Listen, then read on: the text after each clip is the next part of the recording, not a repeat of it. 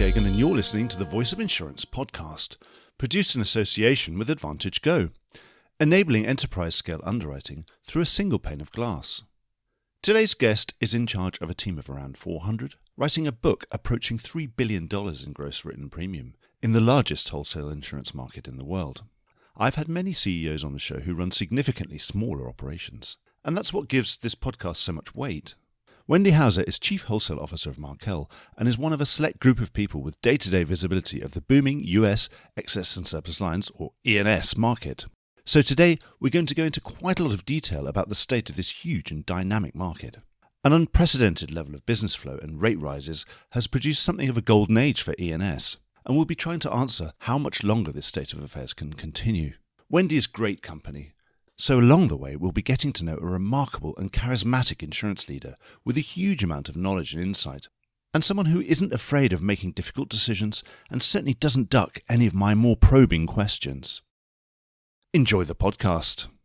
Wendy, welcome to the Voice of Insurance. Thank you, Mark. I'm happy to be here. It's really good to have you on the show. Why don't you take a minute just to introduce yourself, tell us a bit about your career to date, and then how you came to be in the role you are today. Sure. Wendy Houser, Chief Wholesale Officer of Markel Specialty.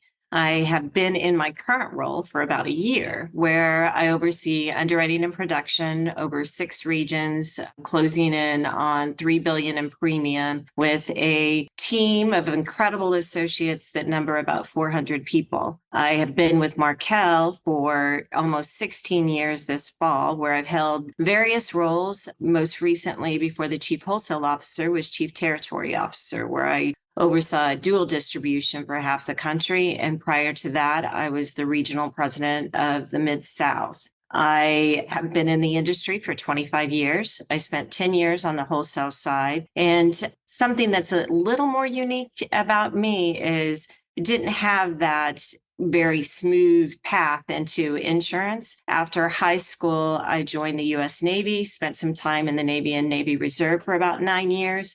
And I like to bring that up because in that community, I can relate it to how I feel about Markel and the industry, is that there's a shared purpose. And that is in direct correlation to what we do in the insurance industry, is put people back on their feet when they really need it. Something that's even more important about me is that I love the philanthropic community and have been involved with various charities over the years, City of Hope, Operation Healing Forces, and most recently, I am the chair of the International Board of Governors for the IICF, the International Insurance Charity Foundation. Wendy, thank you so much for that. I think there's a strong correlation between the armed services and a later career in insurance. Certainly in London, there's always been a strong connection. Again, we're talking about a global business here. And obviously, wholesale is the beginning of the first step into global insurance, where insurance tends to have to leave its borders, at least leave its state line and move somewhere else to go and talk to somebody who's an expert. So you've got that global perspective. Actually, I was going to say also the IICMF has been in London also now for about 6 or 7 years. Obviously, it has US origins, but it's also doing really good work within the London market as well, particularly. What's your overall assessment of the wholesale market then? And I suppose when we talk about the wholesale market in the US, we're talking about the excess and surplus lines market. Is it fair to say that we could use them as synonyms of each other? Yes, I would say that's a very fair statement. The E&S market today is extremely strong, and we have seen multiple years of double-digit growth. I'm sure that you've heard the term the golden age of excess and surplus lines, and that stands true today. We just got the reports for the stamping offices across the U.S. Not everybody uses that function, but you see continued double-digit growth across in many, many lines. And it stays true, especially in the world that we live in today with so many uncertainties and just challenges that we're not equipped to face with standard markets and admitted forms and without the flexibility of rate. So as we see things that keep emerging into the world that we live today, war, emerging technology for the good and bad, the climate changes, the social inflations, we need to be problem solvers in the E&S. We can have bespoke forms. We can do the rate analysis to make sure that we are charging adequate rates for the long term. So I see E&S continuing to be strong well into the future just because of the world that we live in today. Obviously, we've had this really increased flow into the E&S market, probably started about 4 years ago, and no sign of that peaking yet. I don't think so. There's areas where it may be stabilizing. We see that a little bit in professional lines, although I would challenge the market to think about that a little bit differently, just because I don't know that we have all the actuarial data that we need to say that it should be peaking. I would keep doing the portfolio management, using all the tools to take a look to make sure that we are still getting adequate rate in those areas. You see property with more capacity today and maybe the rates slowing down, but it still has a trajectory of growth. And there's still a need in the market to be able to handle more challenging risks. This is interesting you say about property, because I suppose increases on top of increases on top of increases are still, there's so much compounded that in the end, sometimes we as journalists, we focus on, the rate of inflation has now decreased. But actually, when you look at that over 4 years, you say, well, if it's up 80% in real terms, then at some point, the fact that it's still going up, but by a slightly lower rate, it's perfectly understandable. And actually, mathematically, it's still going up. So up is up. Up is up. Absolutely.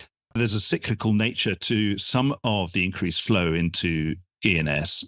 And in harder markets, we tend to get more flow into E&S from the admitted lines market as big players withdraw from the admitted lines market and move out some of those classes into the E&S market.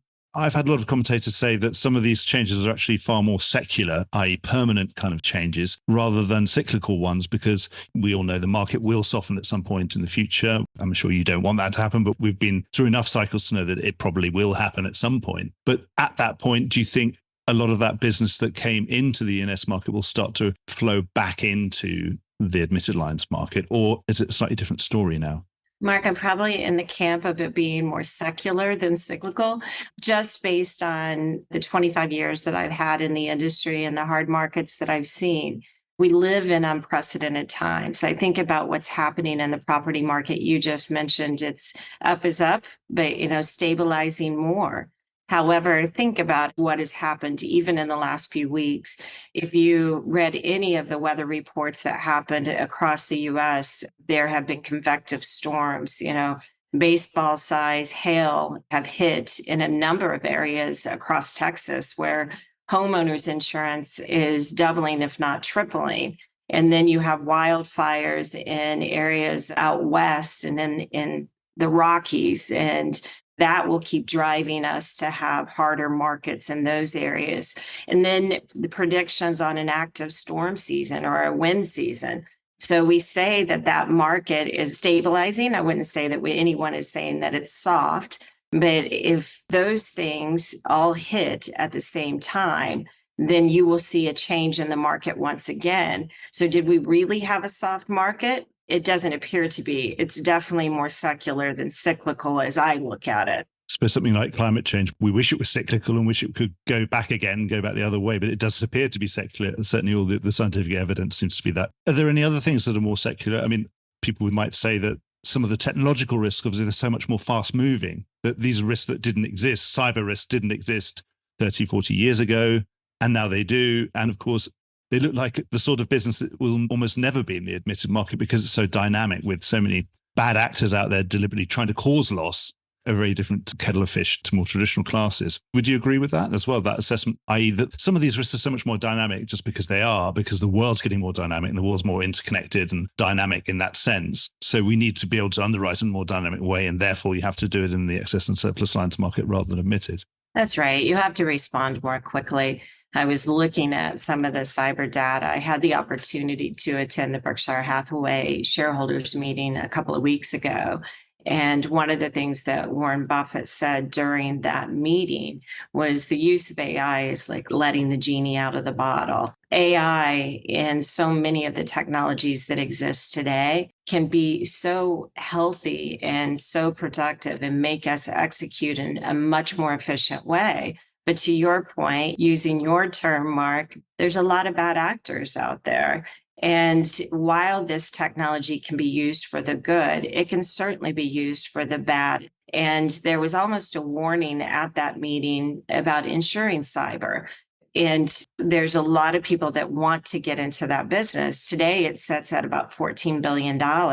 Predicted by 2030, that's going to be in the $30 billion range. or higher. And I think that we all have to pay attention to that. One of the ways that we approach cyber is not just an insurance policy to make the insured whole. It's to provide a service to mitigate any kind of exposure that they might have out in the field within reasonable possibility. But if there's an unfortunate case where they do have a loss in the cyber arena, then we bring in a team, a SWAT team, and expertise to get this insured back to whole as quickly as possible so they can get back to business.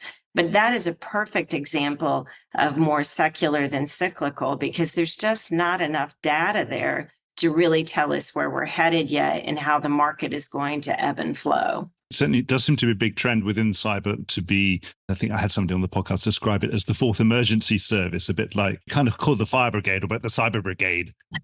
And also it's far more proactive, far more of insurance as a service and being something that is more constantly in touch with its customers and letting them know about things that could be going wrong or things that might need patching or new vulnerabilities that you've discovered. And so it's real added value from that sense, which is a real development of insurance rather than sort of just once a year and done, and we'll talk to you next year when there's a renewal. That's exactly right. I love that term, cyber brigade.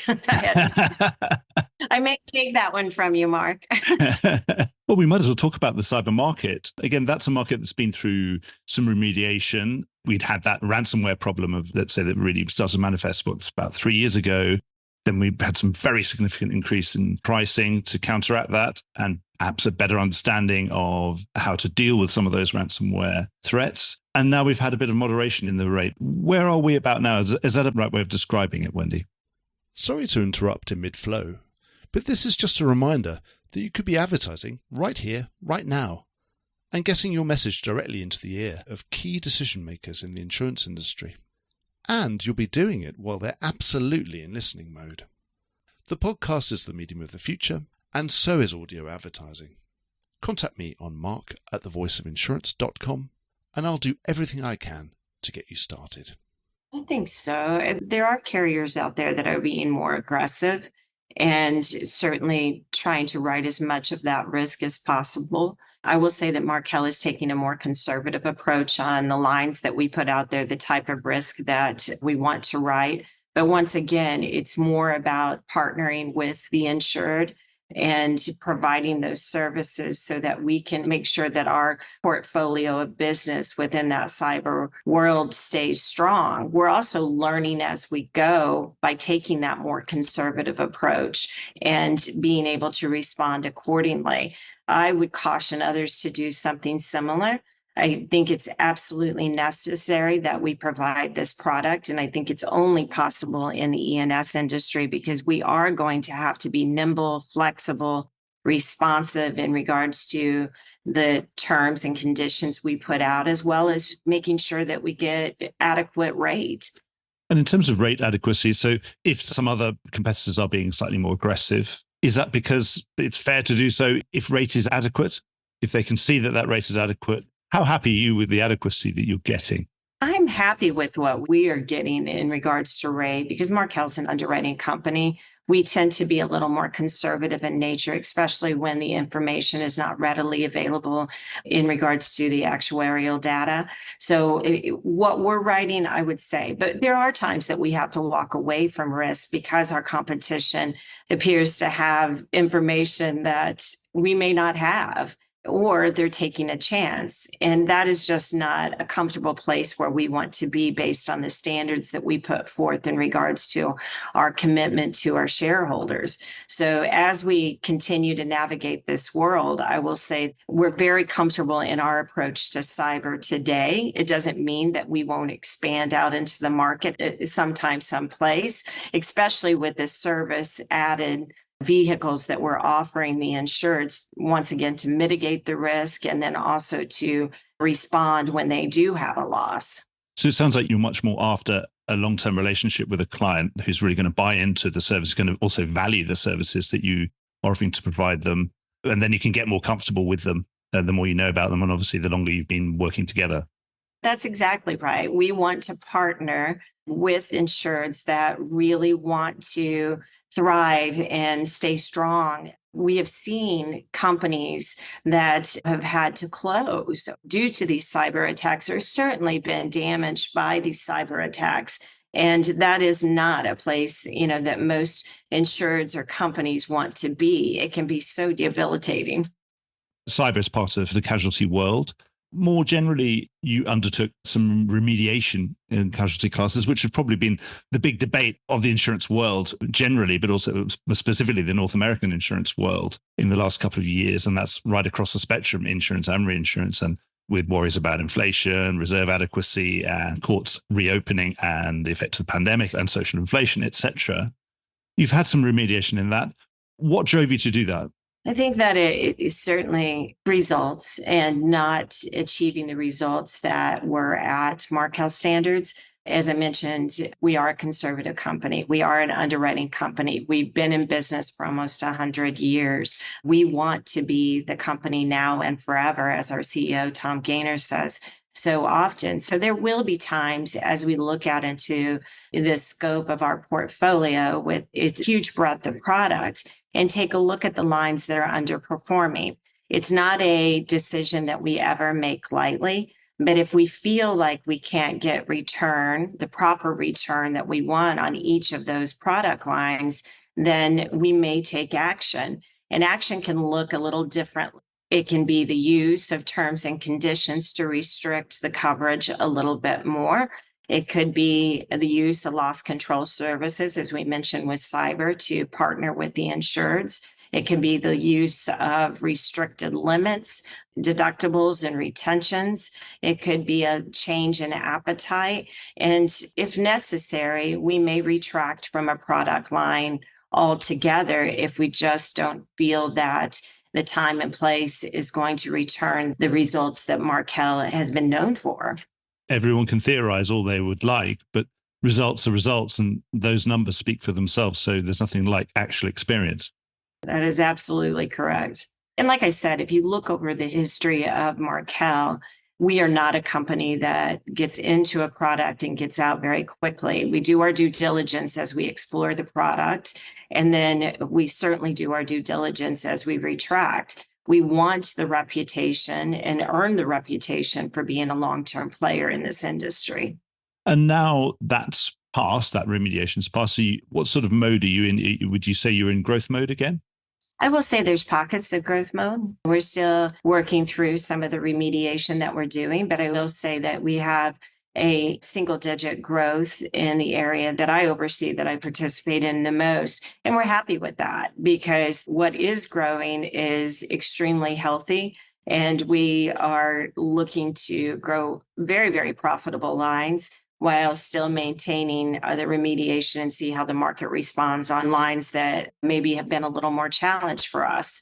We're seeing other companies report out similar results. So we could see people meeting us where we are at in regards to rates and the terms and conditions that we have out in the market that are causing those lines to shrink now, but it may not always be that case as we see the social inflation and some of the other challenges post-pandemic that we've been experiencing.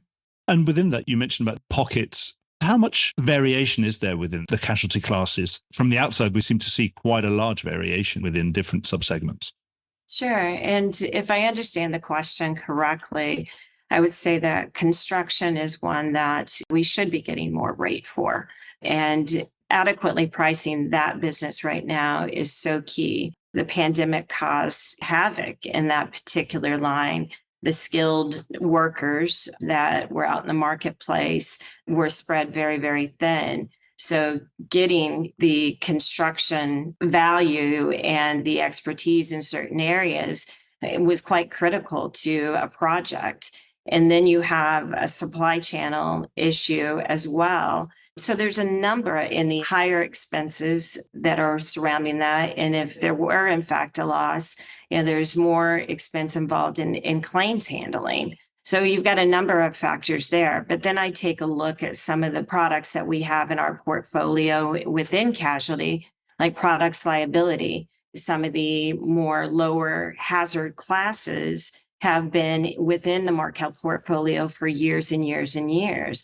And the rates in those classes aren't double digit, maybe single digit. And those are quite adequate for where we are today. So when we look at casualty, and we say casualty, it's such a broad term, but you do need to really dissect and look at the entire portfolio and do your due diligence and not take a wide swath of increases or no increases across the board in order to be sustainable in this marketplace and take advantage of what's out there to thrive. Yeah, absolutely. What about D&O? Again, that's been another quite well-documented case. Where are we now, do you think? It's a little bit of a conundrum. I will say we've seen the losses on publicly traded D&O, but I don't know that we're getting the rate increases that we necessarily need there, which, that's the conundrum, right? You would think with losses come higher rates and double-digit rates, but that's not always what the market is bearing. So that may be one where we have to walk away from risk if we don't feel like the rate is adequate. Yeah, sitting from the outside does seem a bit of a head scratcher, difficult to get your head around. Right.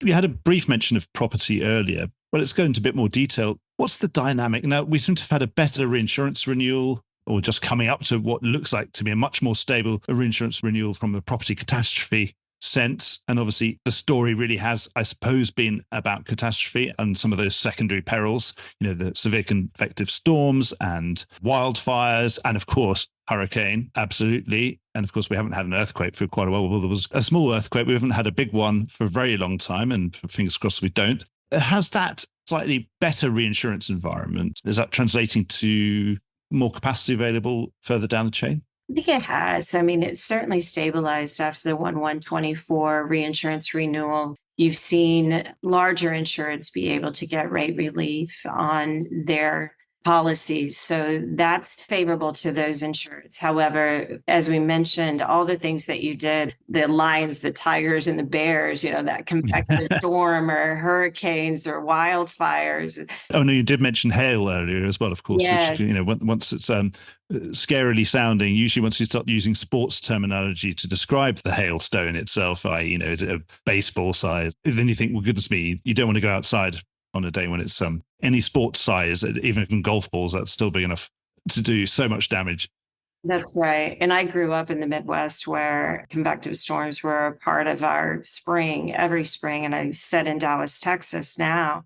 And you're right, golf ball, compared to what I've seen on the news recently, it seems small, but we know the damage that can be done from a golf ball size hail, either to real property or bodily injury for that matter. But I turned on the news last night and there were storms over the last couple of days in Michigan. So it's a wide geographical territory that we're seeing these convective storms. And I think where that's driving it the most is on personal lines. We're seeing the rate increases there. But we do have to, keep our eye on, like you said, wildfires. I saw something that in Colorado on Pikes Peak the other day that they were worried about wildfires there. And it's very early in the season to be worried about that. And then the predictions, as we said, an active wind season. So even though we're getting some relief on rate and we're seeing the market stabilize, that could turn very quickly. You mentioned earthquake. We haven't had a significant earthquake in the US recently. I don't know that New Yorkers would say that the earthquake that they experienced, I believe it was a 6 in New York, but the ground doesn't shake until it does. And then when it does, we're going to see the impact of that.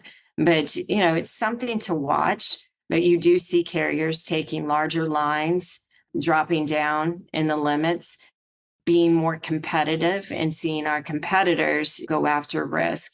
But I think that, they're trying to dodge those bullets as they write that. And those bullets being convective storm and, the wind and the wildfires and the flooding. I woke up to Houston talking about flooding recently. So as you watch the news in the morning, you can always find some kind of property challenge for the insurance industry. It does seem the great irony that property is the ultimate static risk. It's got foundations, it's in the ground somewhere generally. And now it's become almost one of the most dynamic risk because there's so many dynamic things happening around it with hailstorms and with wildfires and other things that obviously it can't get out of the way of. It is the irony that something that is ultimately static is actually becoming more dynamic than most other classes of business. And Mark, I think there is the data that we have. We've had a very profitable first party book for the last few years, and we've resourced the information that we've had in regards to convective storm and wind and wildfires and been able to navigate those areas in order to have a thriving and profitable portfolio of first party business. And I think that's the use of data that will help us, continue to have a sustainable product and be a market that will continue to achieve the results that we set as our standard at Markel. Yes, there's going to be an increasing level of sophistication because I suppose sometimes when we've had some of these big tornado losses, particularly that randomness, you get severity for just one unlucky carrier that happens to be overly concentrated in any one area. Presumably, the market's going to become more sophisticated and those limits are going to be deployed far more carefully, like line by line, street by street almost. Obviously, as an industry, it seems like we can bear this risk. We know we can bear this risk, but it seems to be that we're going to have to learn in the same way that you wouldn't underwrite Florida beachfront property, almost any property anywhere in very large swathes of the US is exposed in one way or another, where perhaps 10 years ago we would have thought it wasn't really exposed. And now we've discovered to our cost that it has. Do you think it's just going to be an increased level of sophistication at the underwriter level? I do. Really maintaining the line size that you write or the overall exposure in those areas, because we saw a large tornado hit Omaha the week before the Berkshire Hathaway.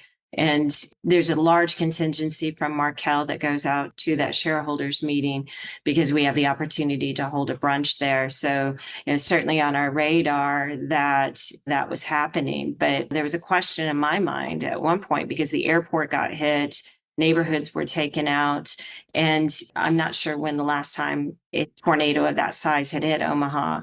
But then you see it all the way across the South in Alabama and Mississippi up into Michigan. So it does appear that it's getting to be a larger geographical territory that is impacted by these storms. And you're right. I don't know that we have all the data that we need to specifically be able to say which property is going to get hit and which property isn't. We're not that high tech yet. Like you said, there's a randomness of tornadoes, but certainly controlling what you write in that space and diversifying with other property across the country that may not have that same impact will be imperative for the long-term success of those that write in the property arena. We should probably finish talking about the market in general. I should just give you the opportunity. Is there any classes of business or any geographical areas within the States, obviously such an enormous country, that you think are noteworthy, something that we haven't actually spoken about yet? Either where you're most happy or where you're least happy, perhaps? I think every market presents an opportunity, and that's the beauty of E&S. I think standard markets, when we look at them, they definitely identify by certain geographical locations. Maybe that's the mid-Atlantic to a certain degree on construction. Maybe they don't have the same challenges that New York, Texas, Florida, California have. But I think the world a little bit differently. I think there's an opportunity across the US. You just have to be creative and make sure that you have the rate adequacy that you need and bespoke products and be creative. That's the opportunity in E&S. It's not looking for something that everyone else is looking to write, because that's the nature of E&S businesses, that we write what a lot of people don't write. And honestly, that's what drove me to the E&S business, is that creativity and the uniqueness of what we do every day. And how important within that is just the speed of response back to the broker? Oh, incredibly. We can't get back to them fast enough. And maybe that's because I sat on the wholesale side. So by the time the business leaves the insured and goes to a retail agent and lands on the desk of an E&S broker and all the way to the carrier, you need a response. I suppose they've already waited for it to get that far, haven't they? And that speed and that kind of energy level is another reason why I still work in this industry today because I thrive on that fast-paced market. But I have seen deals won just based on, obviously, we always want to put a great product in the hands of our insured, but speed can be so incredibly important, a fast second to the product. That was just a way of leading into what I wanted to ask you. We're sitting in 2024. We've been talking about AI. It's been all over every medium in the last 12 months. It's been sort of taken over national and international debate. Obviously, if speed is an advantage, how far could some of those underwriting decisions that some of your underwriters have to take, how far could they be automated, do you think? And obviously, with one advantage that it would really speed up your response. I might need that genie that came out of the bottle that we talked about earlier to be able to predict that. But let me just say how I think about it, and I know so many others do too, is that we cannot take a blind eye to AI. It's here, it's now, it's certainly going to be of use to us. We are starting to look at it in a lot of different areas, probably some that are a little more simplified in the way that we manage our emails or our communication or our meetings to make sure that we're on top of it. I was talking to someone in another area of the company that they use AI in one of their call centers to be able to tell the inflection of voices and customer satisfaction. Of course, everyone has the proper notification that that's happening, but you take that and then you go into the underwriting. Data is key, right? And it helps us manage our portfolios. There's always going to be a human component to whatever we do in underwriting. There needs to be.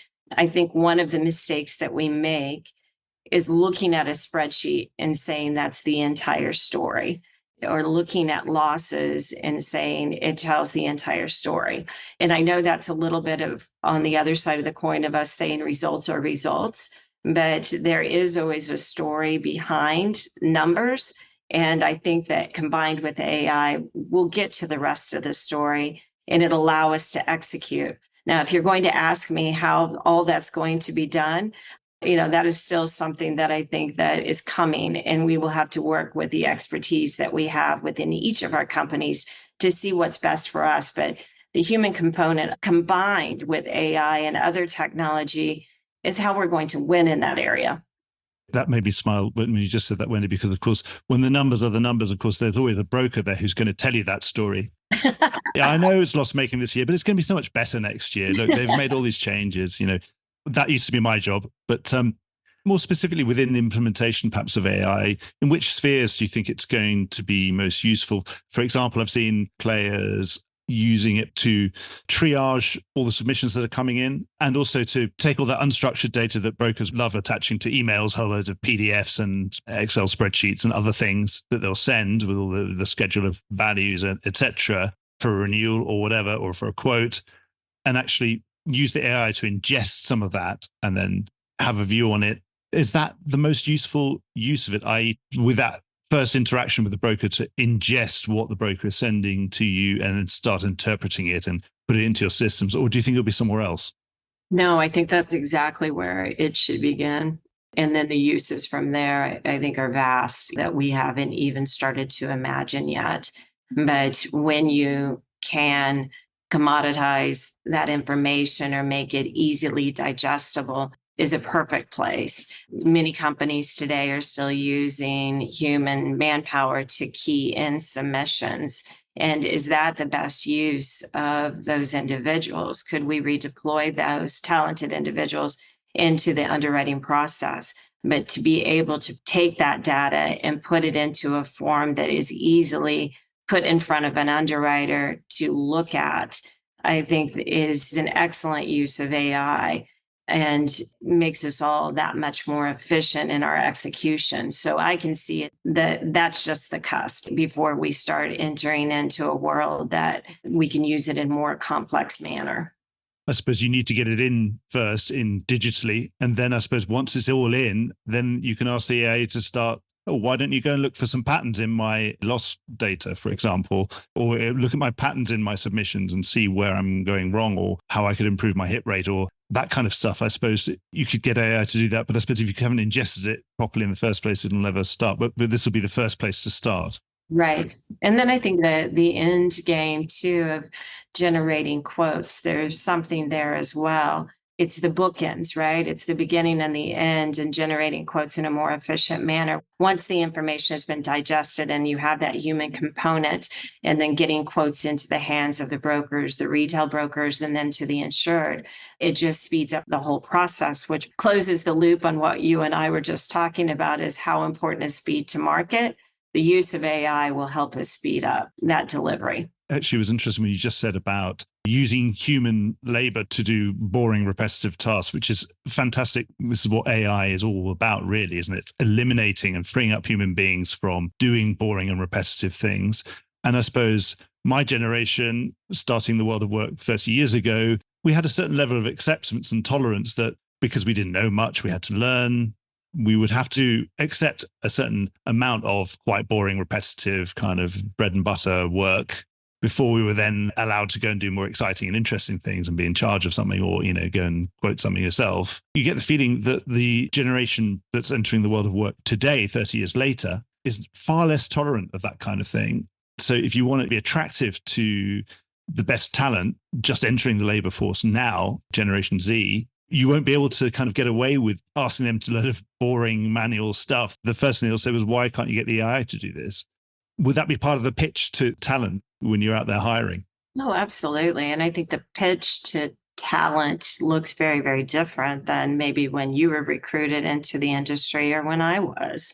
And I think that what they would define as a starting point is very different than what you and I would have started, because you're talking about data entry. And we just knew that we would have to put some skin in the game before we actually elevated to a broker or underwriter status. And because of the knowledge that they're coming out of university with, is that there is an expectation that we use AI and other technology to do some of this data entry and other manual labor. But that doesn't mean that there won't be a ramp up period for their careers as well, as they learn things about the insurance industry that we need to have a knowledge transfer from one generation to the next. It's just going to look different. I mean, they're still going to have to learn the rules of contract law and all that kind of stuff. That's right. You have to know all this stuff. Otherwise, you really can't be given an underwriting pen or go out broking. That's right. You still have to learn those things and can't take those for granted. Within your career, what do you think has been the best insurance career advice anyone's ever given you? I've always struggled with my favorite or the best when people ask me those questions, because maybe it's just how my mind works. I think every day is a learning day, right, Mark? And I learn from so many different mentors. And I'm a huge fan of reverse mentorship, especially in the world that we were just talking about. I think that we better have mentors that are at our same age level or experience, younger, to make sure that we are not letting the AI and technology world or just a different way of thinking pass us by. And then I've had so many mentors over the years for various topics. But if I had to say that, there's a couple of pieces of advice, is always be learning. And I think that learning comes from almost any interaction you have throughout the day. And then networking and getting to know people. This will always be a people relationship business. And that's really been key to my success. I don't think AI is very good at getting itself out there and talking to other people and introducing itself, or just selling, or even just selling the idea that you're a capable person or that you have knowledge. It doesn't look like it's ever going to be able to do that. And if it did, then probably, we won't need to have jobs then if we can get AI to sell. That's the advice very much that sounds like you'd pass that on as well, or is there anything new you'd add to when you're passing it on to the new generation? No, I think it's those things primarily, and work really hard. There's no substitute for working hard, and it's just a part of the fiber of this industry. And those who step back and don't take every opportunity and every chance to learn and put themselves out there will not have near the success of those go-getters in this industry. And I think that's just imperative to keep winning. Well, Wendy, I've really, really enjoyed talking to you and handling such a large portfolio, $3 billion.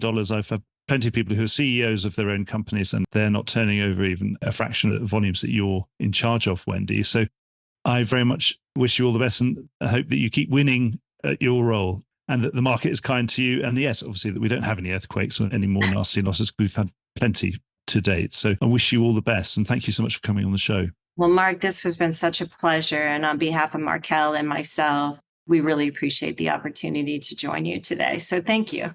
Well, I hope you enjoyed today's episode. If you did, don't forget to subscribe or leave a like or a review or recommendation on whatever podcast platform you used to access this program. These really help get the word out. Before we go, just a quick reminder that advertising slots are available here and in other places in the Voice of Insurance podcasts. Podcasting is the fastest growing medium and attracts a high quality audience of key decision makers. It's also an intimate medium where you, the listener, are right in the room with me and the interview subjects. Needless to say, that means it's a great way of getting your message out directly to an audience because you know you've got their full attention. It's also very cost effective. So get in touch with Mark at thevoiceofinsurance.com to find out how you could be speaking directly to the industry. The Voice of Insurance podcast is produced in association with Advantage Go, enabling enterprise-scale underwriting through a single pane of glass. Voice of Insurance is produced by me, Mark Gagan. Music was written by Anna Gagan and produced by Carlos Gagan. Check out more podcasts and written comment pieces at www.thevoiceofinsurance.com.